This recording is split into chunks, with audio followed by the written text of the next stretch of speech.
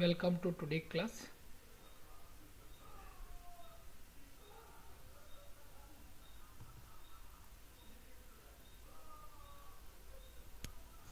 Today you are going to discuss some more basic definitions and followed by some basic class. So in the basic definitions you are going to discuss about the linear circuit and what is non-linear circuit, unilateral circuit, bilateral circuit, and what is force, work, power and horsepower, energy, what is resistance and factors which affect resistance, resistors in series, resistors in parallel, and conductance. Then followed by Ohm's law and what are its limitations of Ohm's law. Then Kirchhoff's laws, KCL, KVL, that Kirchhoff's current law and Kirchhoff's voltage law, and examples on Ohm's law and Kirchhoff's laws. And finally you can go for division of current in parallel circuit.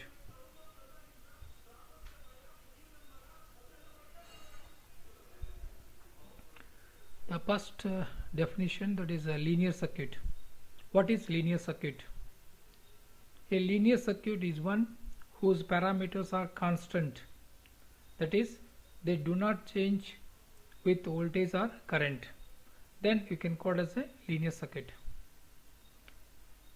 Then what is non-linear circuit?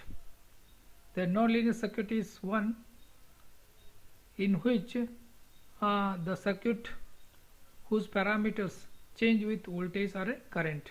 Then you can call it as a non-linear circuit. Then what is unilateral circuit? It is that circuit whose properties or characteristics change with the direction of its operation. Example is a diode rectifier is a unilateral circuit because it cannot perform rectification in both the directions.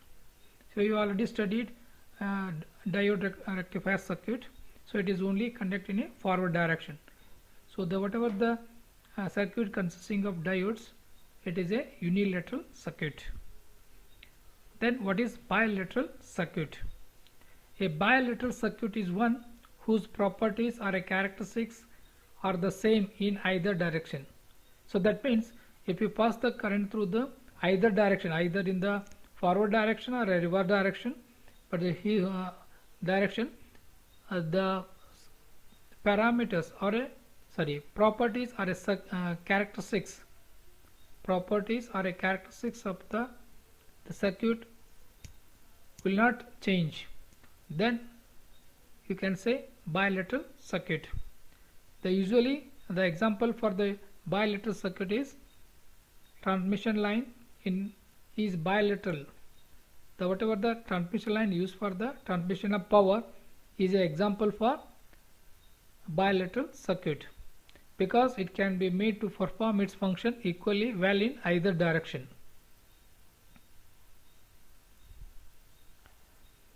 Then what is force? So you already know that force is that physical cause which when acting on a body changes the state of rest or a uniform motion of body in a straight line. In the MKS and SI units of force is the Newton, and Newton is defined as the force which when applied to mass of 1 kg gives an acceleration of 1 meter per square second. So that is the definition of a 1 Newton. Then you can go for what is work. Work is said to be done or work is said to be done by or against a force when its point of application moves in or opposite to the direction of the force and is measured by the product of force and the displacement of the point of application in the direction of force.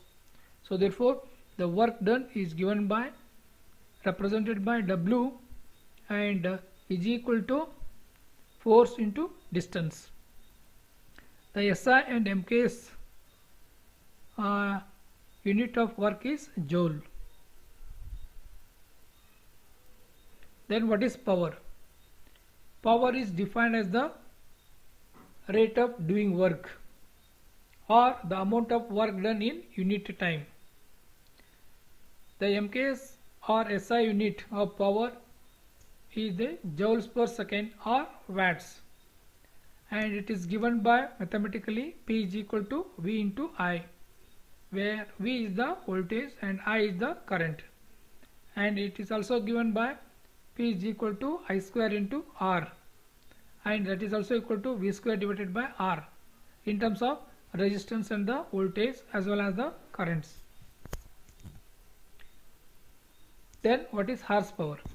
It is a British practical unit of power and is equal to 746 watts. And then 1 HP, that means 1 horsepower, is equal to 746 watts. Then you can go for definition of energy. Energy is defined as the capacity of doing work. The unit of energy is joule.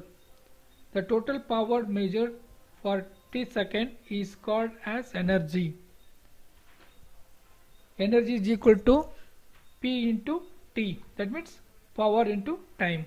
So P is given by V into I, so V into I into T, so the unit of energy is watt second or a joule. The bigger unit is kilowatt hour, and 1 kilowatt hour is equal to 1 unit.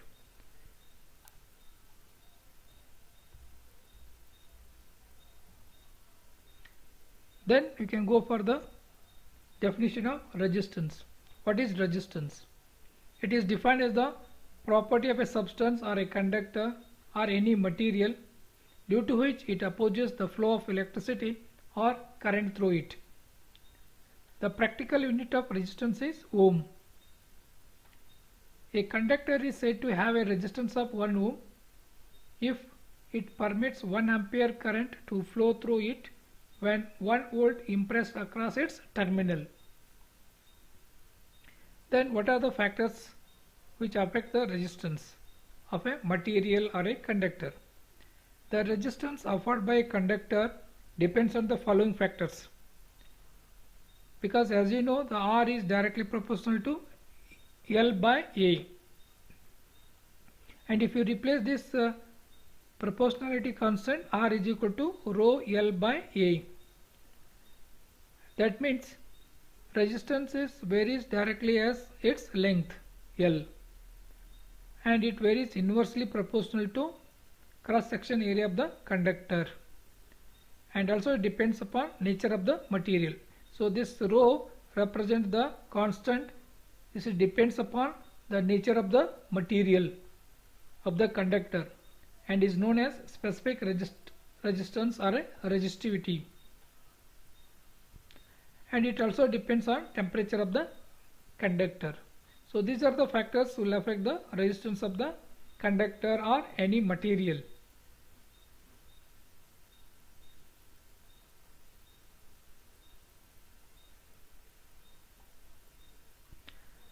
Then you can go for resistance in series. When some conductors having resistances R1, R2 and R3 etc. are joined end on end, shown in figure below, so that is shown in this figure, they are said to be connected in series, okay,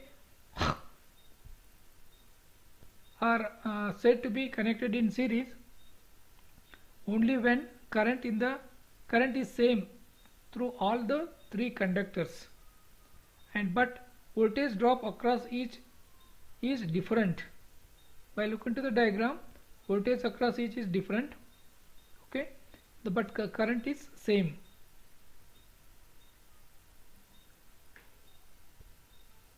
Voltage across each is different due to the different resistances and is given by Ohm's law, and sum of the 3 voltage drops is equal to the applied voltage. Sum of voltage across each resistor is equal to that applied voltage. Then that is V is equal to V1 plus V2 plus V3. So therefore by Ohm's law, V is equal to I into R. So V1 is equal to I into R1, because the voltage across this R1 is equal to V1. V1 is equal to I into R1. Similarly, V2 is equal to I into R2, and V3 is equal to I into R3. Therefore, in this equation, so I is common in both the sides. So if you eliminate this I, then you will get R is equal to R1 plus R2 plus R3. So if your resistances are connected series, if you want to determine the equivalent resistance of this resistances in connected in series, the equivalent resistance is equal to R1 plus R2 plus R3. So that means equivalent or a total resistance is equal to the sum of three individual resistances. So by looking to the diagram, you can say sum of all these three resistances is nothing but a equivalent resistance of this series resistances.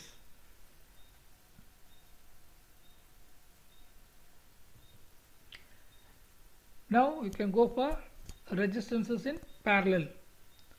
When some conductors having resistances R1, R2, R3, etc. are connected as shown in below. So that means this diagram, they are said to be connected in parallel only when the potential across all resistances is the same. That means whatever the potential across the all three elements or whatever the resistance are connected in parallel are the same, then current in each resistance is different. Current in each resistance or a resistor is different and is given by Ohm's law, and a total current is the sum of three separate currents or all three branch currents, or all these three branch currents I1 plus I2 plus I3 is equal to I, that is nothing but your total circuit current. So that means I is equal to I1 plus I2 plus I3. Then by Ohm's law, I is equal to V by R. Then I1 is equal to V by R1, because voltage is same for all the three elements. So V by R1, V by R2 plus V by R3. Therefore V is common in both the sides, so you can just eliminate V, then you will get 1 by R is equal to 1 by R1 plus 1 by R2 plus 1 by R3.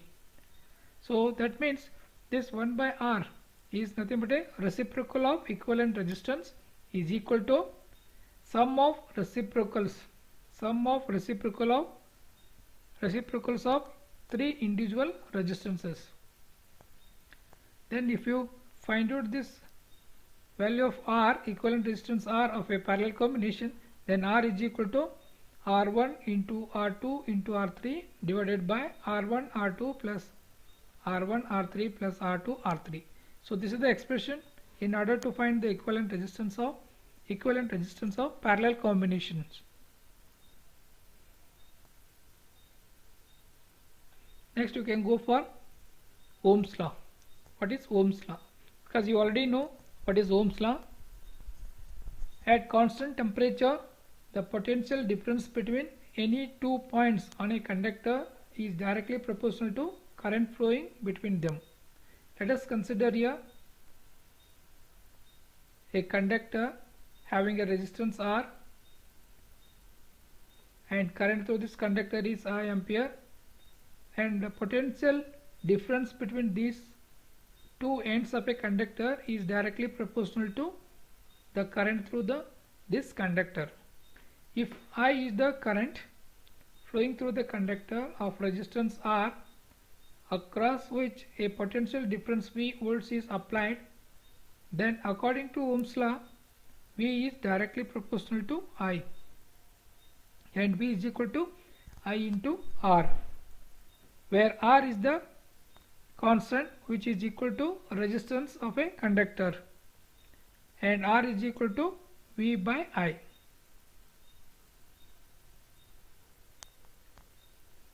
Then the Ohm's law can be applied to a circuit which contains only linear elements. Is called the linear circuit. It can also applies to many materials like copper, aluminium, iron, brass, bronze, tungsten, etc. Then what are the limitations of Ohm's law? It does not apply to nonlinear devices involving step discontinuities such as might be found in Zener diodes and voltage regulators, that is nonlinear elements, and the circuits. So usually the limitation of Ohm's law is you cannot apply for the nonlinear circuit. So that nonlinear circuit consisting of nonlinear elements. Then second limitation is they cannot be applied if the temperature of the resistor varies, because as you know the temperature will affect the resistance of the conductor. Therefore, if the temperature of the resistance varies, it will affect the resistance of the temperature. It affects the resistance of the resistor.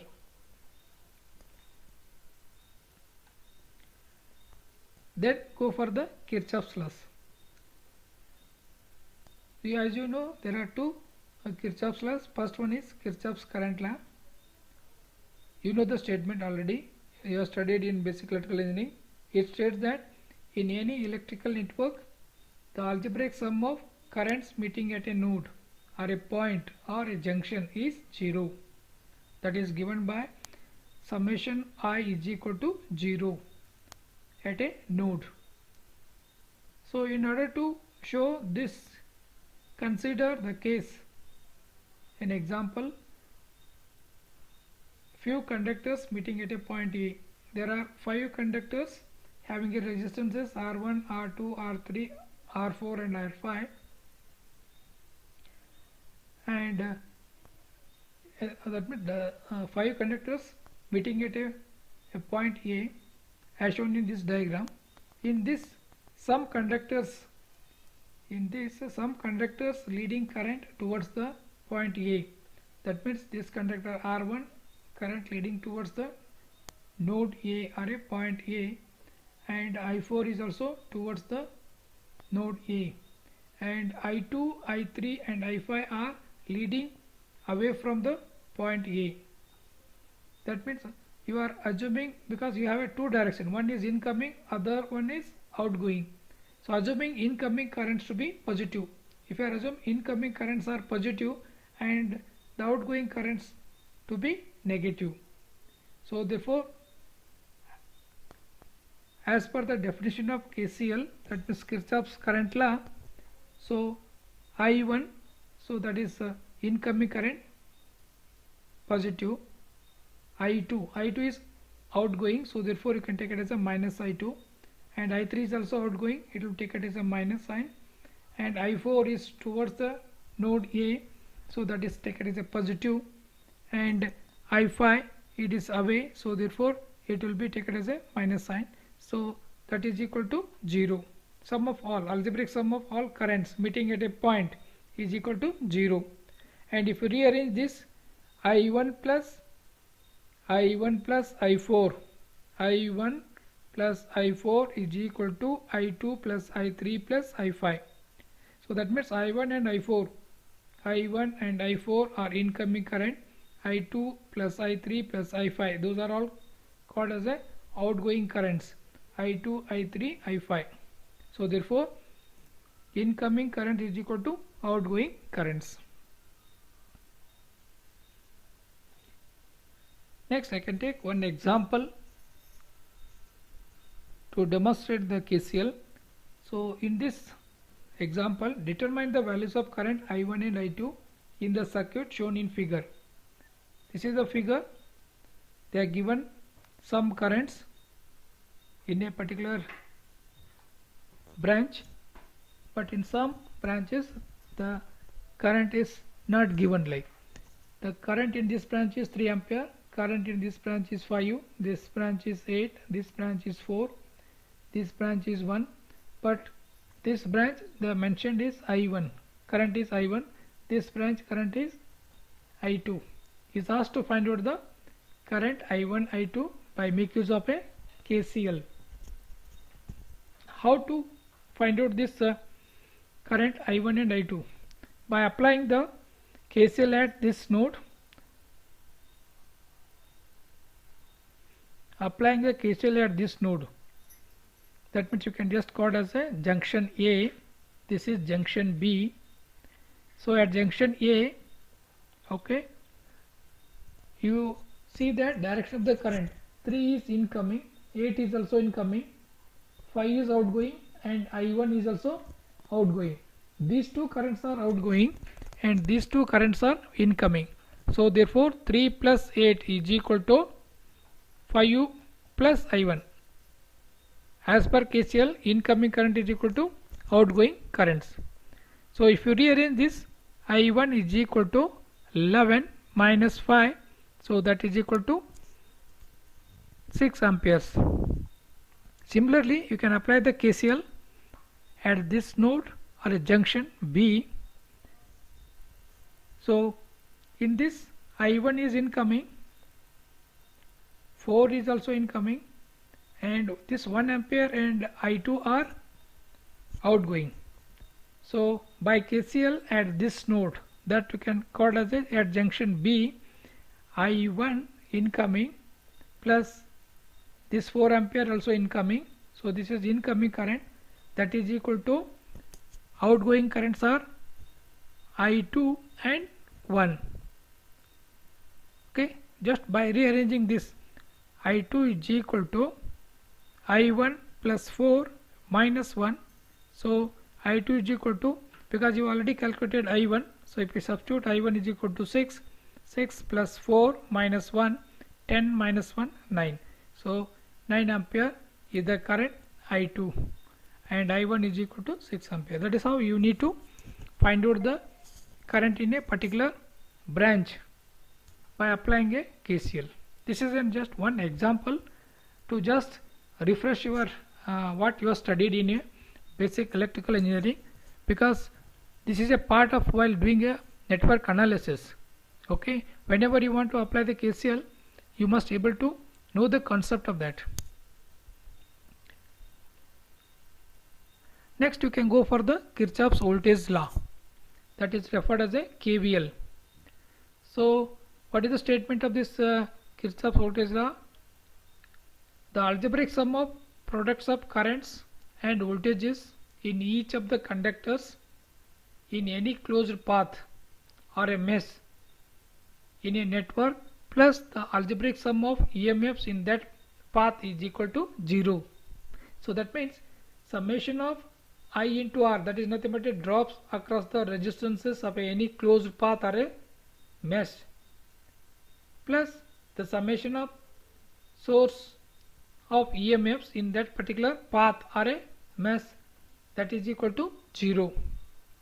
So while writing the closed path or a mesh equation or a loop equation as per KVL, so you need to take into account of the sign is very important.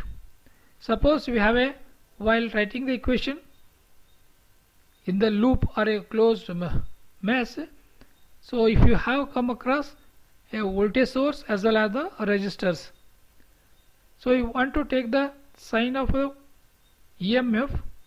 So usually while going from, suppose if you are going from negative terminal of the battery to its positive terminal, this is the direction of a closed path, then that indicates there is a rise in the potential, because you are going from negative to positive, so there is a rise in potential and this voltage should be given a positive sign.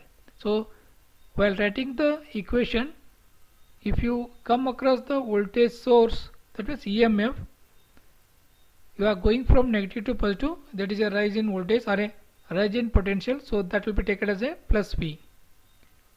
If you are going from positive to negative terminal of the battery to its negative terminal, then there is a fall in potential. Positive to negative means fall in potential, and this voltage should be given as negative sign, so that will be taken as a minus sign. Similarly, you need to take the sign for the resistance drop or IR drop. IR drop. rise in potential, as you know, the rise in potential or a voltage is given as positive sign, and fall in voltage or a potential is given as negative sign. It is clear that the sign of voltage drop across the resistor depends upon the direction of the current. The resistor, but it is independent of the polarity of any source of EMF in the circuit under consideration. Suppose in the closed path, if you this is the direction of the closed path or a direction of the loop, then the current will be same in the direction of the loop. Then the current is flowing from usually higher potential to lower potential. In this lower potential to higher potential, this is the direction of the loop or a mesh. Then you are going higher potential to the lower potential, then that will be fall in voltage. So that drop due to this resistance is minus I into R. Similarly, you are going from lower potential to higher potential, so your direction of loop is in this direction, so you are going from lower to higher, so that is a rise in voltage. So the drop will be taken as a plus I into R. That is how you need to take the signs of IR drop as well as the source of EMF. Then I'll just consider one example.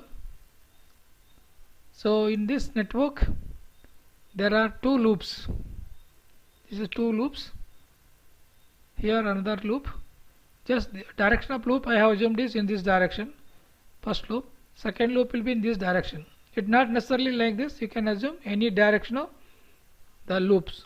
Okay. So corresponding to first loop. Okay. So you have to write the KVL equation. You need to start from any particular node. Okay. So we'll start from node A. Okay. And end on A only. Okay. So you have written the polarity as per the direction of the current. This is plus minus, this is plus minus, and you are going from node A. That means you start from node A and you are going to write the KVL equation for first loop. This is the first loop.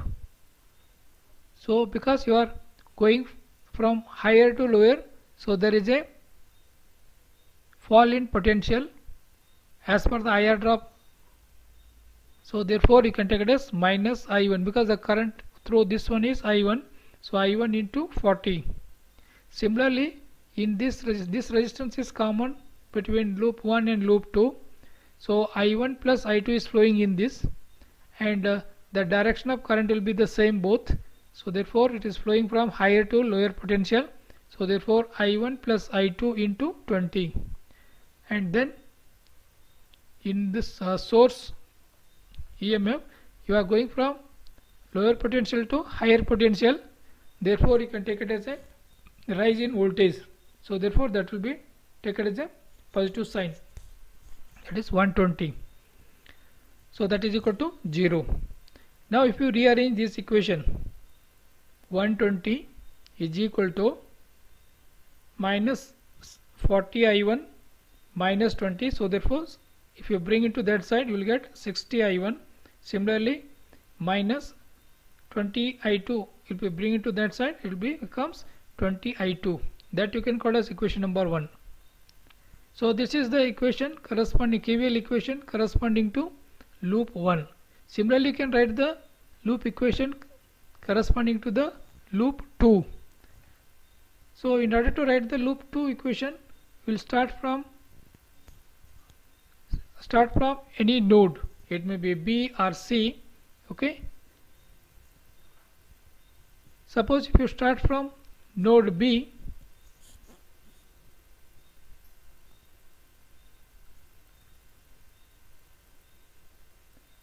so you assume the direction of the loop is in this direction. Suppose if you start from C, you are going from positive to negative, there is a fall in potential. Similarly here, fall in potential, but the current carried by this 20 ohm is I1 plus I2. The current through this 60 ohm is I2. So therefore there is a fall in potential. You can write it as minus I2 into 60. Here also fall in potential, I1 plus I2 into 20, and here you are going from lower potential to higher potential, that is rise in voltage, so therefore you can take it as plus 60, so that is equal to 0. By rearranging this, 60 is equal to 20 I1, 60 is equal to minus 20 I1 will be bring it to that side, that is plus 20 I1, and minus 20 I2 minus 20 60 I2, so if you bring it to that side, it becomes 80 I2. So therefore this will give the KVL equation corresponding to the loop 2. Let us consider another example. A junction of network has the configuration shown in figure. This is the figure.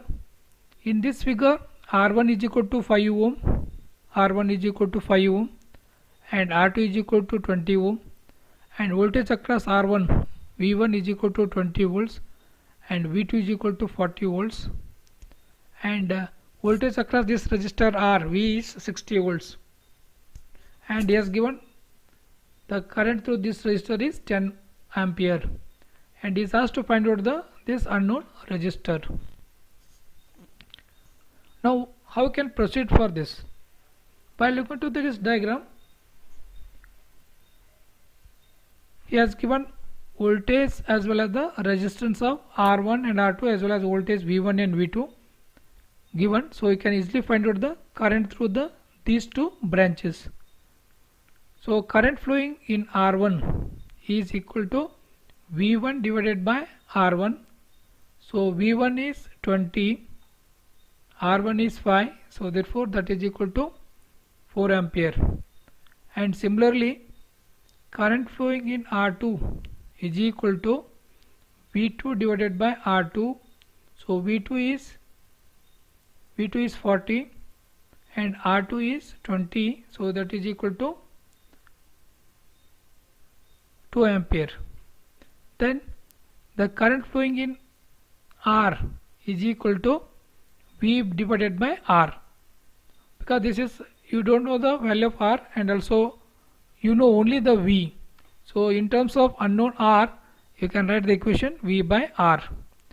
Now once you find out the current through this R1 and R2 and you know the current in this branch, so you can mark the current in the whatever the branches you have calculated. Like you already know this current in this branch is 10 ampere, that is toward this junction, and the current you have calculated in this branch is, it is always current is flowing from higher to the lower potential, so therefore direction of current is in this direction, the current is 4 ampere. Similarly, current in this branch is, current is flowing from higher to lower potential, so therefore the current direction is towards this junction. Then the current in this this branch is, it is flowing from higher to lower potential, so therefore direction of current is in this direction. Now we can apply the KCL. Once you mark this direction of current, you can apply the KCL. What KCL says? Incoming current is equal to outgoing currents. What are the incoming currents here? 10 ampere, 2 ampere. Outgoing currents are 4 ampere and this unknown current I. So therefore 10 plus 2, that is equal to 4 plus I. So if you rearrange, I is equal to 12 minus 4, so that is equal to, I is equal to 8 ampere. So this current is equal to 8 ampere. Now once you know the 8 amp current in this resistor R is equal to 8 ampere, and you know the voltage across the resistor R is 60 volts. So using this equation, okay, you can easily find out the unknown resistor R. Therefore the current flowing in the R is 8 ampere. Therefore the value of the resistance R is equal to, as per Ohm's law, V by I. So V is 60 volts and I you have calculated, that is 8 ampere. 60 by 8, that is equal to 7.5 ohm. So I can take one more example based on the KVL.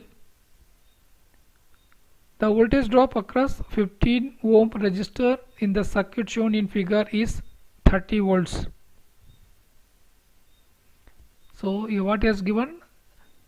The voltage drop across the 15 ohm resistor in the circuit is 30 volts. Voltage drop across this one is 30 volts, and having the polarity indicated in the diagram. So all polarities is marked here. Polarity is marked here, and is asked to find out the value of the R here. So what to do now? You know the voltage drop across this, so you can easily find out the current through this. So first you need to find out the current through this. Current flowing through 15 ohm resistor is equal to V, that means V divided by R. V is 30 volt and R is 15, so therefore 2 ampere current is flowing in this 15 ohm. Then whatever the current you have calculated, 2 ampere, so that is also flowing in this loop only. So just if you mark the direction of the current in this branch, so that is 2 ampere what you have calculated, then you can mark the loop direction. Then you can make use of a KVL.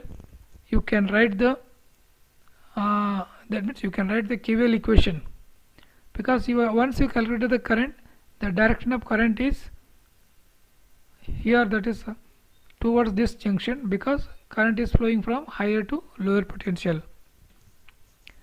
Now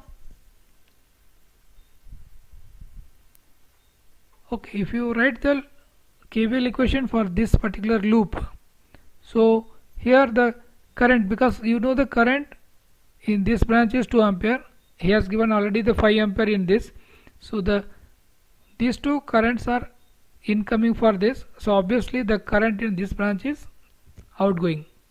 So therefore you can easily write the incoming current is equal to outgoing current, so therefore 5 plus 2 is equal to 7 ampere. So you will get this current in this branch, and he has given the current in this branch, that is 5 ampere. So obviously at this node, as per KCL, so incoming current is 7, outgoing here is 5. This should also be, this should be 7 minus 5, so that is equal to 2 ampere. So therefore if you write the KVL equation for this particular loop, you can just start from this point, or any point you can start. So the drop across this is 15 into 2, because I into R, so you are going from higher potential to lower potential, so minus 15 into 2. And also it's a current is flowing from higher to lower potential, so fall in voltage or a potential, so 7 into 3, because current in this is 7 ampere. And then here also the current is flowing from higher to lower potential, the fall in voltage or a fall in potential, so the drop in this is 2 into R, or minus 2 into R. And here you are going negative to positive terminal of the battery, so that means rise in voltage, so that will be taken as a plus 100, that is equal to 0. So that if you rearrange here, 15 into 2 minus 30 minus 21 minus 2R plus 100 is equal to 0, and here 100 minus 51, that is nothing but 49 is equal to 2R. Therefore R is equal to 49 by 2, so that is equal to 24.5 ohm. Now we can go for a last topic, like division of current in parallel circuit. Then how to determine the current in a parallel branches or a circuit like. Let us consider 2 resistors R1 and R2 connected in parallel across the potential difference of V volts. Then current in each branch is given by Ohm's law, and you marked here current in the each branch is I1 and I2, and current delivered by the source is I. Now because the resistors are connected in parallel, so the potential difference across the R1 and R2 is remain same. So therefore I1 is equal to V divided by R1, and similarly I2 is equal to V divided by R2. Now you can express this I1 and I2 in terms of currents, in terms of total circuit current, that means I. So therefore I1 plus I2 is equal to I, or I2 is equal to I minus I1. So this I1 plus I2 is equal to I, you can call it as equation number 1, and I2 is equal to I minus I1, so that you can call it as equation number 2. Then if you divide I1 by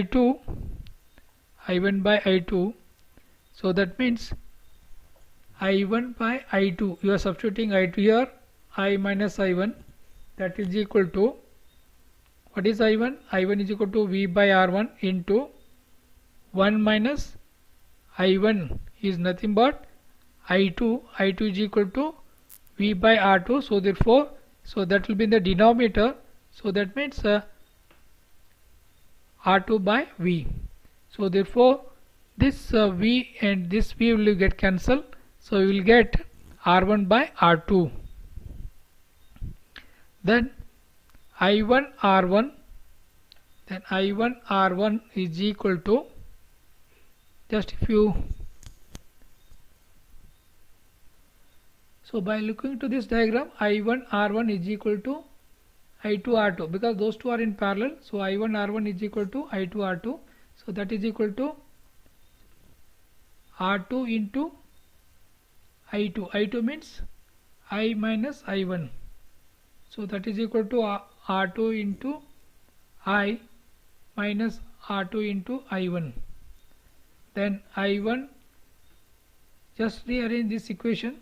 So I1 R1 plus R2, if you bring this term to this side, so coefficients of I1 is equal to R1 plus R2, that is equal to R2 into I. Therefore from this I1 is equal to I into R2 whole divided by R1 plus R2. So this equation is 4. So that means current in branch I1 is equal to the total current, that is current delivered by the source, into opposite branch resistance divided by sum of resistance, that is R1 and R1 plus R2 like. Then similarly you can substitute this, substituting 4 in 3, this equation. So I2 is equal to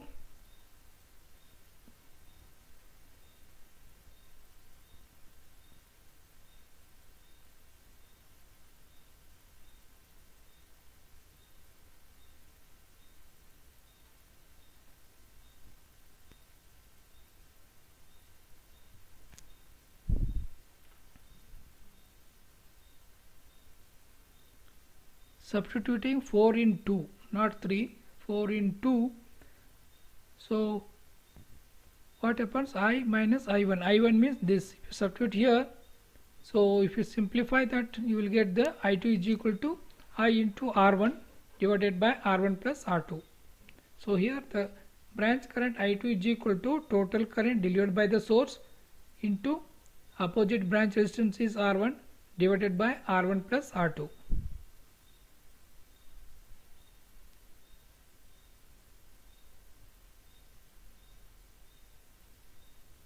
Okay, this will end this particular class.